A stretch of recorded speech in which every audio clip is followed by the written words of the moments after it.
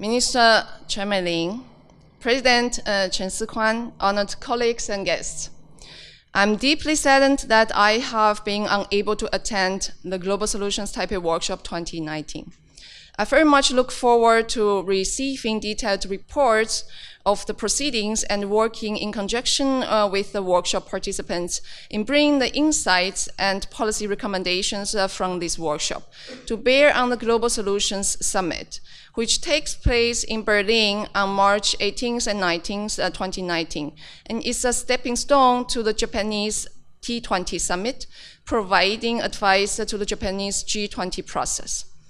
The Global Solutions Taipei Workshop 2019 deals with one of the most important issues facing societies around the world: how to make the new digital age human-centered, to promote a recoupling of economic and social prosperity.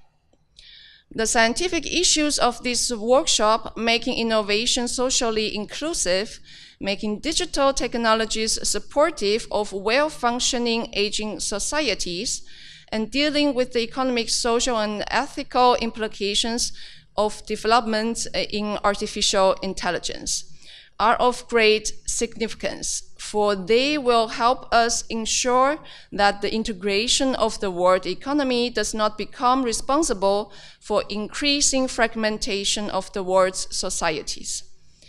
This workshop can play a central role to shed light on the theme of the Global Solutions Summit 2019, which is global paradigm change. The underlying idea of the summit is that the current crisis of the world order arises from clash of paradigms in human affairs. Worldwide, the prevailing paradigms in the economic, political, and social domains are in conflict with one another. The prevailing economic paradigm, market-driven and technology-driven globalization, has integrated the world economy. But the prevailing political and social paradigms, driven by nationalism, religion, and ethnicity, keep our political and social allegiances fragmented. The trend for new digital technologies to take over more and more routine tasks in the workplace, and the digital divide between young and old members of society are likely to fragment our political and social allegiances further.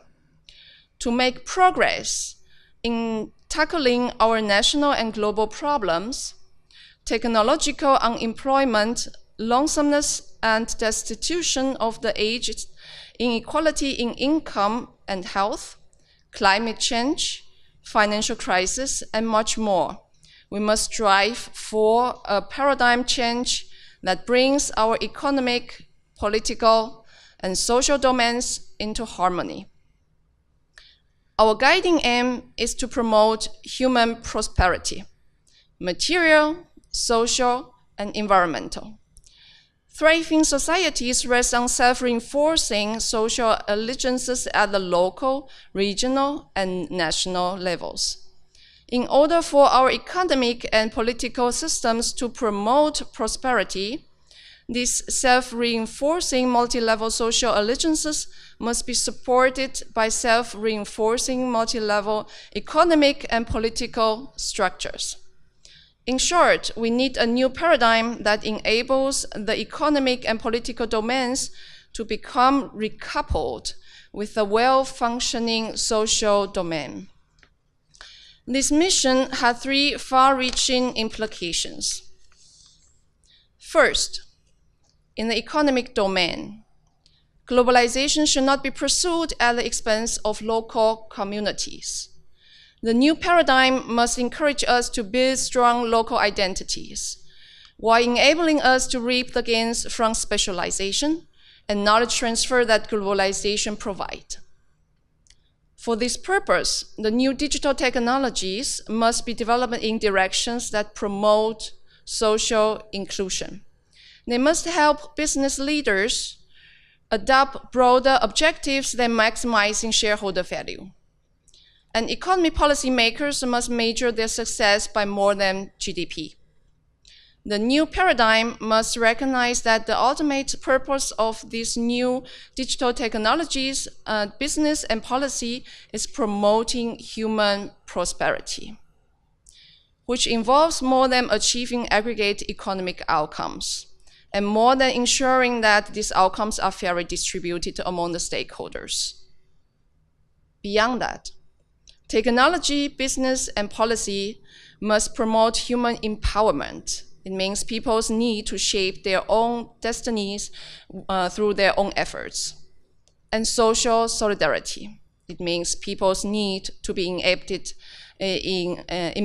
in communities of belongings and care. Second, in the social domain, there is a broad recognition that we all have multiple social allegiances to our families, friends, colleagues, fellow citizens, congregants, and so on. And that these permit us to cooperate with one another in multiple domains and allow us to lead rich, multifaceted lives. The new paradigm must encourage multiple allegiances and enjoins us to make them consonant with one another. For this purpose, basic research in artificial intelligence must be developed with an understanding of the dangers of digitally enabled social polarization and an objective of making us sensitive to our power to create collective narratives that bring diverse groups into cooperation with one another. Third, in the political domain, nationalism should not be pursued at the expense of multilateralism. Under the new paradigm, nationalism serves national goals, while nations cooperate multilaterally in providing global public goods and managing the global commons. Analogously, individualism, localism, and regionalism are not to be pursued at the expense of nationalism. The new paradigm should respect the principle of subsidiarity, which, with political institutions performing only those tasks that cannot be performed at a more local level.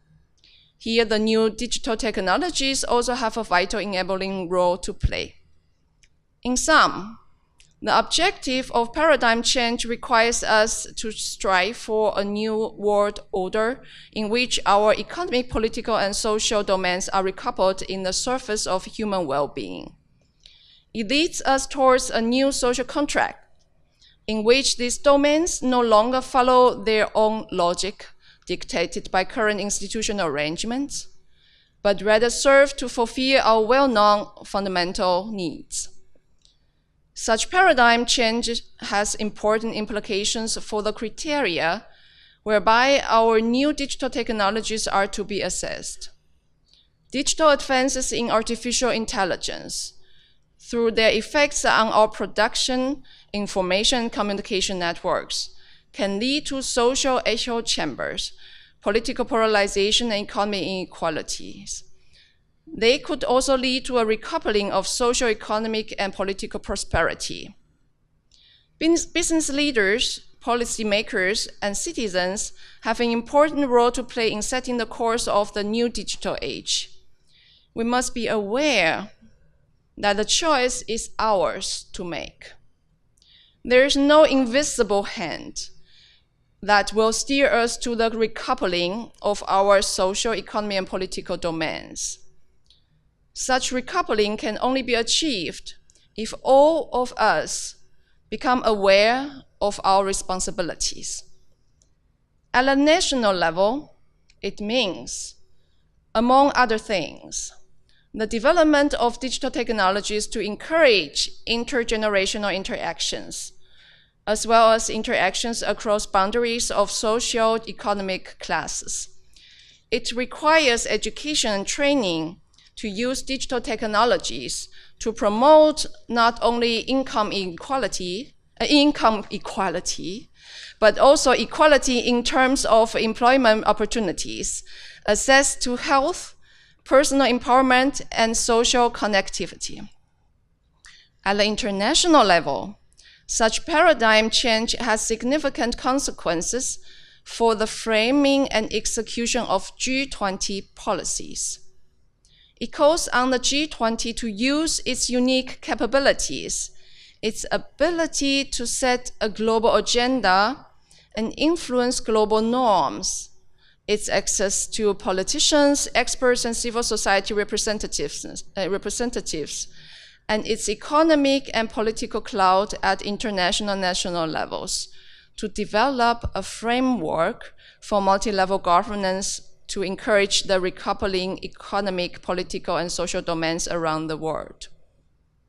As countries differ in terms of identities, social norms, institutions, and historical traditions, this recoupling implies social diversity, political diversity to address national and regional problems, combined with a coordinated multilateral approach to tackling global problems that is accepted as inclusive and fair. By implication, the G20 should be a forum that encourages national policy diversity.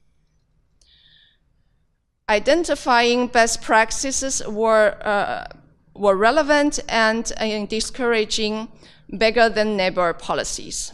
It requires the development of expeditious and fair conflict resolution mechanisms concerning global problems, associated with monitoring processes to detect free riding.